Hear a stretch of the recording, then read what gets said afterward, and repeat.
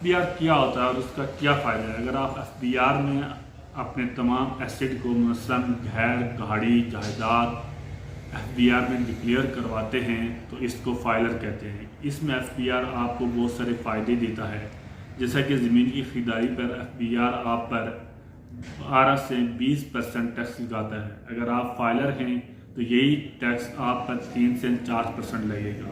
इसी तरह अगर आप अपनी जायदाद को बेचते हैं तो FBR आप पर गेन टैक्स जो लगाता है वो 10 से 15% लगाता है।